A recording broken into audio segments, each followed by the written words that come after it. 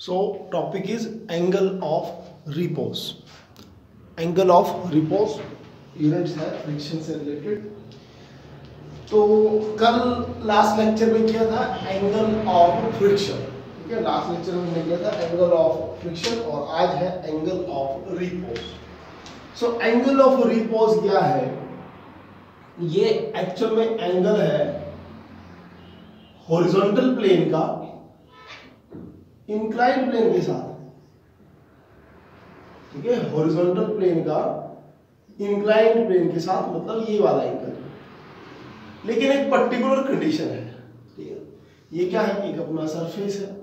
ठीक, और इसके ऊपर हम लोग ऑब्जेक्ट रखेंगे. ठीक है, ऐसे मैंने एक ऑब्जेक्ट रखा.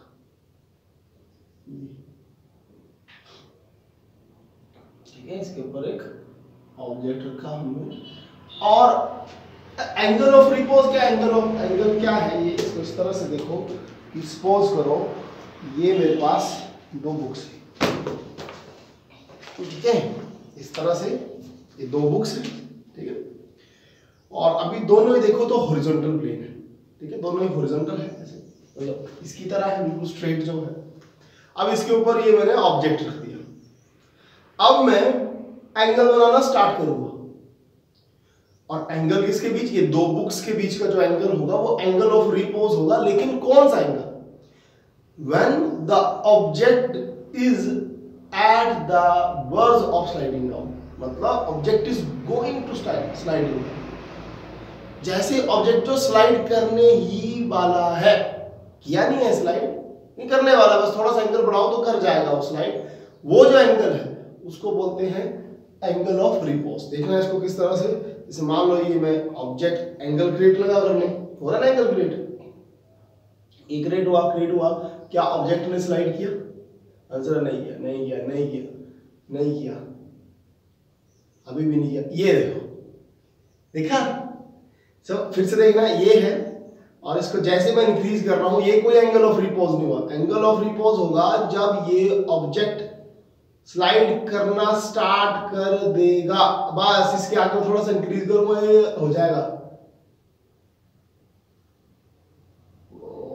बड़ा फ्रिक्शन ले रहा है इसका. ये देखो, लगा पता? मतलब ये स्लाइड बिल्कुल होने ही वाला था. इधर तो स्लाइड कर गया, फिर भी उससे बिल्कुल स्लाइड होने वाला था उधर. ठीक है, तो लगा पता एंगल ऑफ रिपोज क्या है?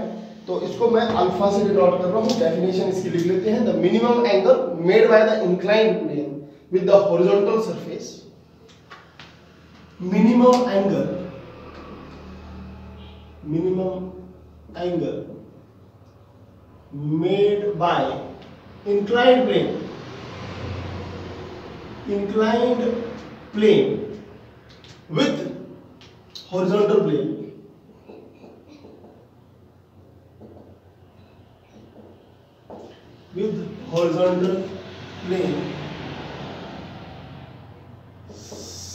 such that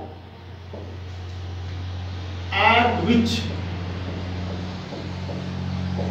object is at the verge of sliding down. ठीक है, such that at which the object is just at the verge of sliding down. Just what we is just at the verge of sliding down through inclined plane. Object जो है वो बिल्कुल just at the verge of sliding down along the inclined plane. ये छोटी सी बात याद रखना, wording just at the verge of sliding down, which means कि ऑब्जेक्ट बिल्कुल ही स्लाइड करने वाला है. किया. सो ये था अपना हॉरिजॉन्टल प्लेन. ये निचले वाली डाउन बुक है, ऊपर वाली बुक है, और ये एंगल है. अब इस पे हम लोग कंपोनेंट्स बनाएंगे. बड़ा गौर से देखना, इधर थोड़ा सा बच्चों को दिक्कत आती है एंगल्स में. एक चीज याद रखना, जो वेट है, इंपॉर्टेंट बात, जो वेट है, ये ऑब्जेक्ट है, इसका अपना एक वेट होगा. Weight acts always perpendicular to horizontal plane. Weight जो है वो हमेशा हॉरिजॉन्टल प्लेन के परपेंडिकुलर ही एक्ट होगा, ये रूल आता है।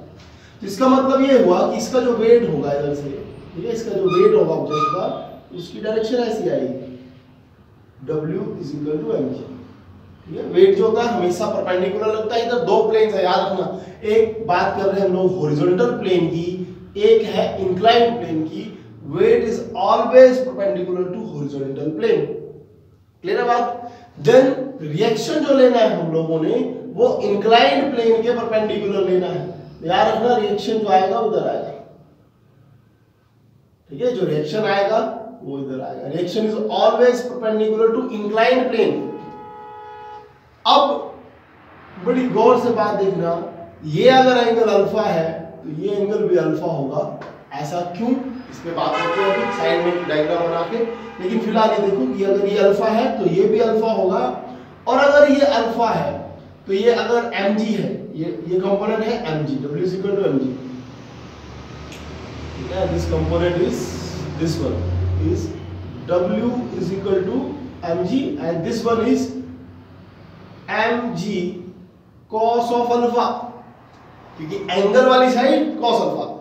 एंड सेकंड कंपोनेंट जो इस साइड का कंपोनेंट होगा वो होगा mg sin अल्फा, क्लियर है बात। और ऑब्जेक्ट अगर स्लाइड इस साइड कर रहा है, ठीक है, ऑब्जेक्ट जो स्लाइड करेगा वो इस साइड स्लाइड करेगा, तो उसका जो फ्रिक्शन होगा वो इस साइड होगा, उसका जो फ्रिक्शन होगा वो इस साइड होगा, ठीक है। ये बात याद रखना। तो frictional force will be toward this side, क्योंकि always opposite to the direction of motion of object. तो ऑब्जेक्ट की मोशन इस साइड आएगी, इस साइड गिरा था ना अभी, और तो फ्रिक्शन डायरेक्शन ऑपोजिट बनेगी। और mg sin alpha, mg cos alpha, और ये वेट आ गया, और ये आप लोगों की फोर्सेज आ गई। अब इधर एक छोटी सी बात करेंगे हम लोग कि ये अल्फा, तो मैंने क्यों बोला कि ये भी अल्फा। इसके लिए एक छोटा सा डायग्राम बनाता हूँ और उस पे अंडरस्टैंड करना कि ये ऐसा क्यों हुआ, बस अंडरस्टैंड करने के लिए डायग्राम बना रहा हूँ, ठीक है। अगर ये हुआ अल्फा, ठीक है, अगर ये हुआ अल्फा, तो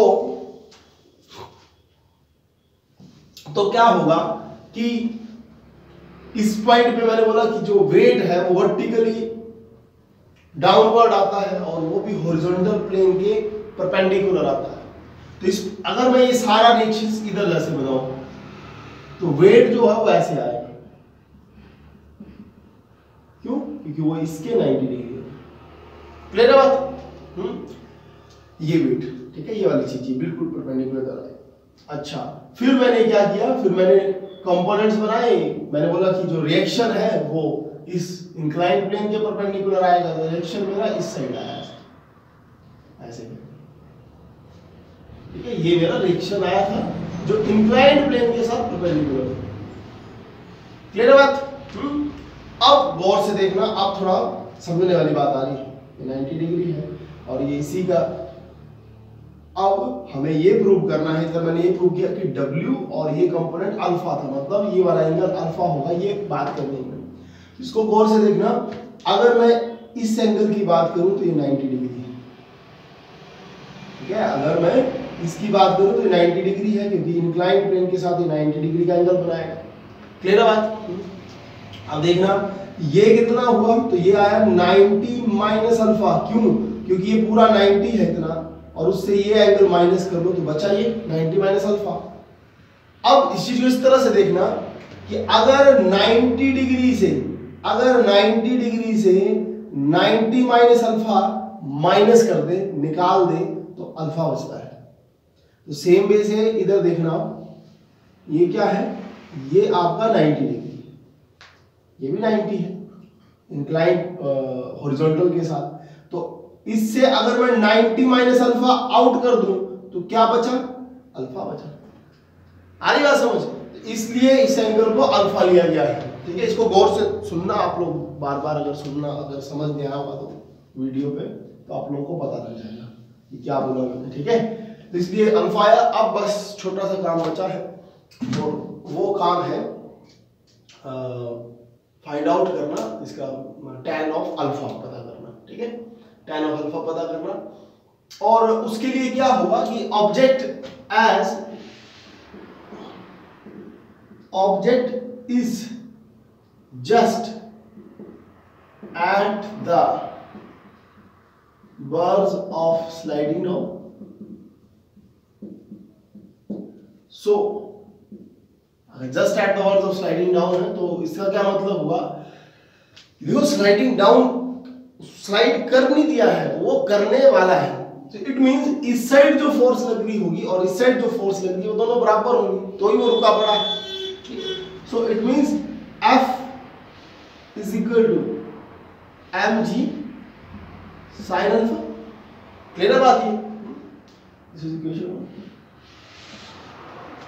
F is equal to mg sin of alpha, और as we know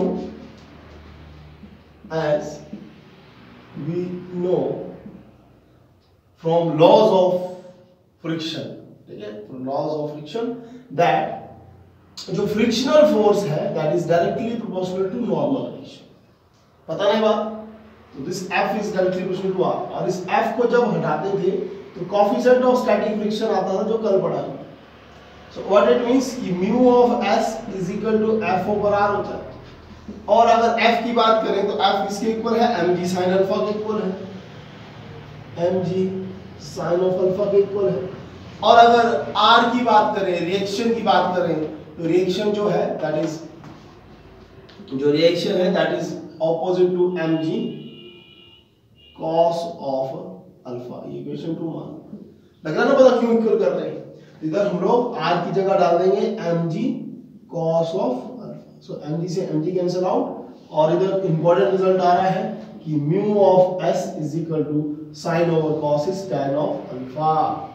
So what it means that coefficient of static friction, mu s is coefficient of static friction, is equal to tangent of angle of repose।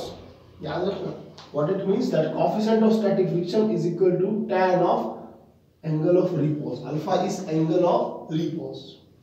इसके अलावा अगर आप लोगों को याद हो कि जो आपका एंगल ऑफ फ्रिक्शन थे, याद है एंगल ऑफ फ्रिक्शन कल किया था। एंगल ऑफ फ्रिक्शन कैसा बना था, ऐसे करके कंपोनेंट्स थे और इस तरफ फ्रिक्शन था, ठीक है, और इस तरफ आपका नॉर्मल रिएक्शन था, आगे याद थोड़ा, और W था, और इस तरफ जो इसका रिजल्टेंट लिया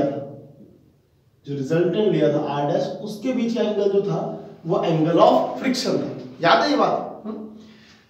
तो उसमें भी एक फाइनल रिजल्ट क्या बना था कि tan ऑफ थीटा जो था that is also equal to mu of s। याद है बात कि tan of theta is also equal to mu of s। Results देख लो अगर पीछे देखने तो, कि tan ऑफ थीटा जो था वो म्यू s के इक्वल था, चेक कर लो। याद है ना बात? सो इट मींस, तो इसी से मैं लिख रहा हूं पिछले कल से, as tan of theta is also equal to mu s, which means angle of friction, tangent of angle of friction is also equal to coefficient of static friction। So अब देखो tan of theta भी mu s के equal है और tan of alpha भी mu s के equal है। So tan of theta will be equal to tan of alpha, ये दोनों भी बराबर होंगे। तो अगर इसका मतलब ये हो कि theta is also equal to alpha, what it means that is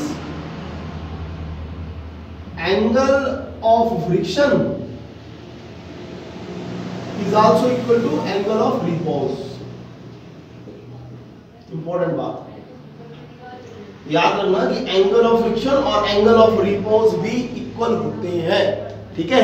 ये डायग्राम इसका नहीं है, ये सिर्फ रिवाइज करवाने के लिए लिखा था मैंने। लग गया पता? तो इसको आप लोग जल्दी से नोट कर लें, इंपॉर्टेंट है सारा।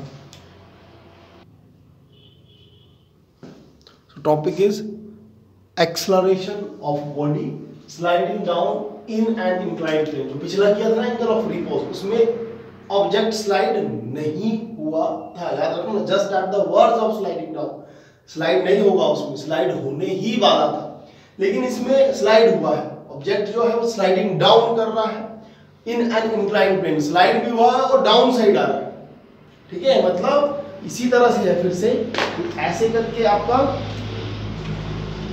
ये एक प्लेन, ये इसको इंक्लाइन प्लेन क्रिएट करेंगे इधर से, ठीक है, और ऑब्जेक्ट इज स्लाइडिंग डाउन, अब इधर से स्लाइड हुआ, ठीक है, जो स्लाइड हुआ तो उसकी एक्सेलरेशन कितनी है, जब इधर से स्लाइड हुआ नीचे, तो देखो इसके नीचे तो ये g आ गया, ठीक है, इसके नीचे नहीं, इस पे जो स्लाइड हो रहा था, इस सरफेस के ऊपर जो स्लाइड हो रहा था, तो उसकी कितनी वैल्यू थी एक्सेलरेशन की, वो वैल्यू हम लोग कैलकुलेट करेंगे।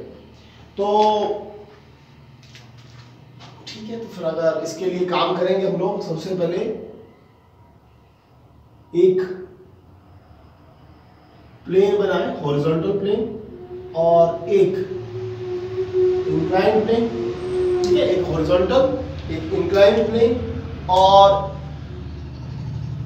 एक angle, for example this angle is theta, और ये अपना ऑब्जेक्ट,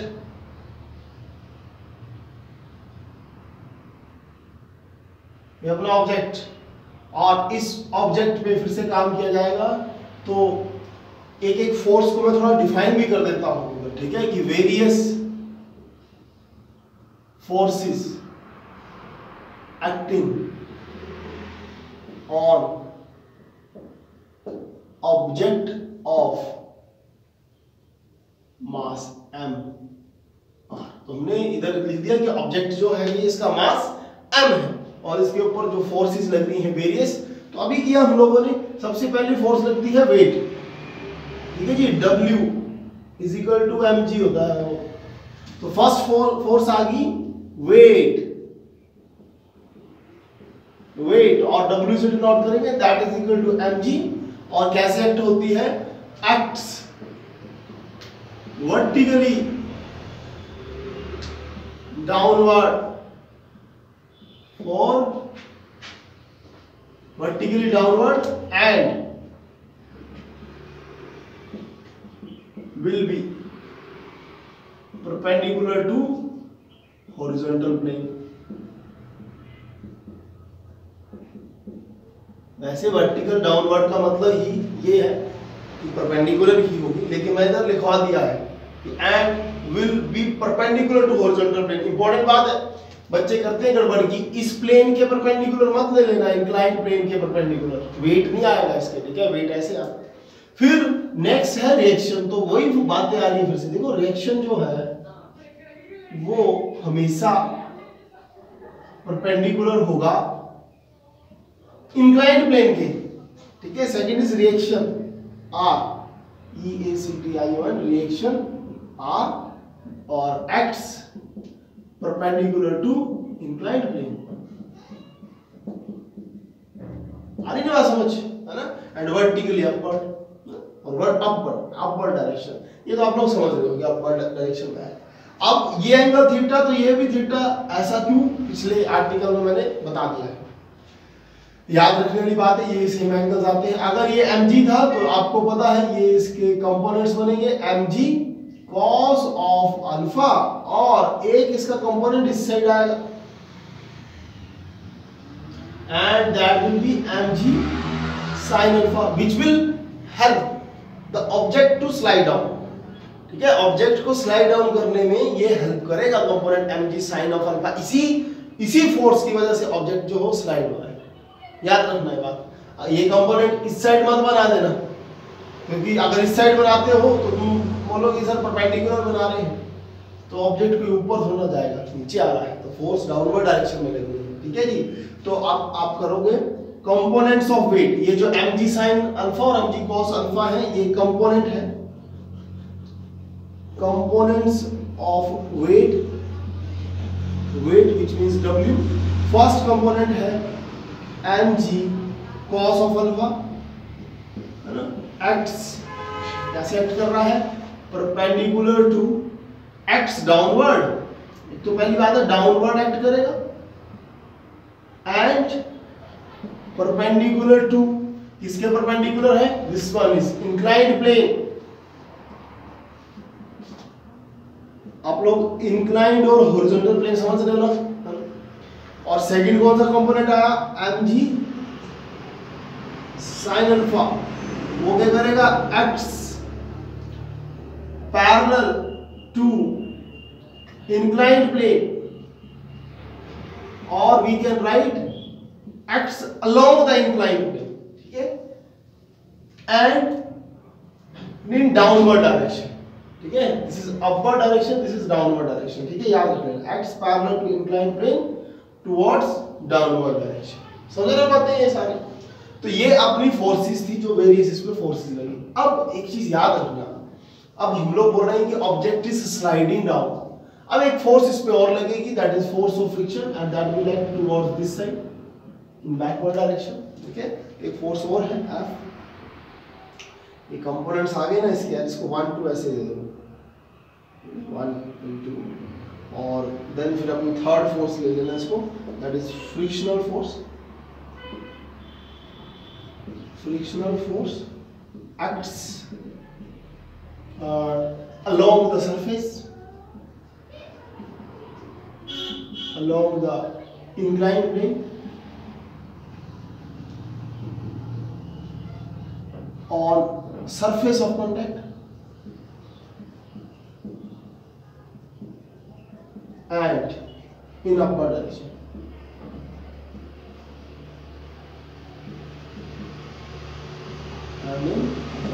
क्लियर बात है।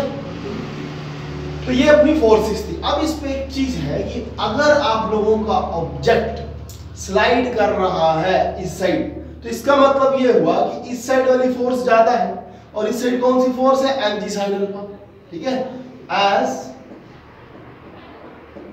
Object is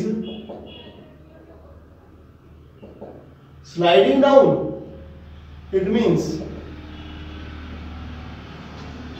mg sin alpha is greater than F, that is frictional force। बोलो ऐसा ही होगा ना कि अगर ये फ्रिक्शन ज्यादा होगा फिर तो गिरेगा नहीं ऑब्जेक्ट, गिर रहा है so it means ये फोर्स ज्यादा होगी, गेटिंग पॉइंट है।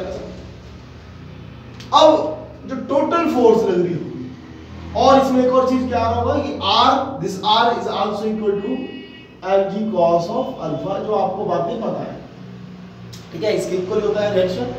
अब क्या होगा कि अगर ये ऑब्जेक्ट नीचे जा रहा है तो टोटल डाउनवर्ड फोर्स होगी, downward force which will slide object, which will slide object और बॉडी, वो जो फोर्स होगी सपोज करें वो F है, वो कितनी होगी, mg sin अल्फा, इसको बोलेगा mg sin अल्फा बोलेगा कि चल नीचे चल इस साइड, लेकिन F बोलेगा तू रुक इस साइड लगाएगा। तो इसका मतलब जो नेट होगा इस तरफ और एक इस तरफ है तो माइनस कर दिया जाएगा फ्रिक्शनल फोर्स। आ रही बात समझ, ये ऑब्जेक्ट इस तरफ आएगा, ये आर्टिकल का मेन पॉइंट है, फोर्स इस तरफ लगे क्योंकि स्लाइड किया तो इसका मतलब नेट फोर्स इस साइड है, और कैसे आएगा, mg sin अल्फा इसको हेल्प करेगा इस साइड जाने के लिए, और ये रोक रहा है इसलिए इसको माइनस लगाया गया है ऑपोजिट डायरेक्शन। अब हमें एक और चीज पता है कि जो आपका एक रिजल्ट है, अभी फोर्स ऑफ फ्रिक्शन पढ़ा है कि जो फ्रिक्शनल फोर्स होती है that is directly proportional to reaction, और इधर से आता था कि F is equal to mu, अगर स्लाइड कर रहा है तो म्यू के आर, और जो F था वो म्यू के आर। ये गेट कर रहे हैं आप लोग, कोएफिशिएंट ऑफ काइनेटिक फ्रिक्शन है ये जो कल कर चुके हैं, तो ये जो फोर्स है इसकी वैल्यू म्यू के आर होती है, इसको मैं इधर वैल्यू डाल F is equal to mu के आर, और इधर लिख लो because F is equal to mu k r, where mu k is coefficient of kinetic friction, जो हम लोग कर चुके हैं कल। अच्छा जी, अगर ये भी हो गया, अब इधर एक छोटी सी बात और ऐड करेंगे, वो क्या है, वो है mg sin alpha minus mu of k, और r की वैल्यू देखो mg cos अल्फा है, mg cos ऑफ अल्फा है, और इधर f है, इधर से mg हमको कॉमन लेंगे, इधर भी तो बचा sin ऑफ अल्फा। अच्छा एक चीज और है जो कि हम लोगों ने थीटा एंगल चलाया था, मैंने अल्फा ऐड कर दिया है कंपोनेंट्स का, ठीक है, ये थीटा है, उधर थीटा आना है, ये पिछले आर्टिकल का माइंड में चला हो, ये थीटा है तो हर जगह थीटा ले लेना, ये छोटी सी गड़बड़ हुई थीटा थीटा, ठीक है, और कहीं मिलेगा तो देख लेना, और इधर भी फिर थीटा, ये भी थीटा, ये भी थीटा, ये भी थीटा, या फिर इधर अल्फा अल्फा ले लेते, तो भी बात बन जाती है। ये तो म्यू के है और ये theta, this one is theta, theta, theta और साइन थीटा आ गया और ये कितना आ जाना इधर से म्यू ऑफ के कॉस ऑफ थीटा और इधर एफ है। और न्यूटन सेकंड लॉ से हम लोग जानते हैं कि force is equal to mass into acceleration. इसका जो एक्सेलरेशन होगी वो इस डायरेक्शन में होगी, इस साइड आए। So F is also equal to ma, so it will become m into a is equal to mg sin of theta minus mu of k cos of theta। so m से देखो m कटेगा and acceleration is equal to g times sin of theta minus mu of k cos of theta, which will be the acceleration of this object when it will slide down। ठीक है जी, where g is 9.8 और sin theta आपका ये angle आएगा, mu के constant value है जो दी होगी आपको न्यूमेरिकल cos थीटा आएगा। ठीक है, याद रखोगे। और थीटा क्या है? Angle between horizontal and inclined plane. So note कर लो इसको, इंपॉर्टेंट है।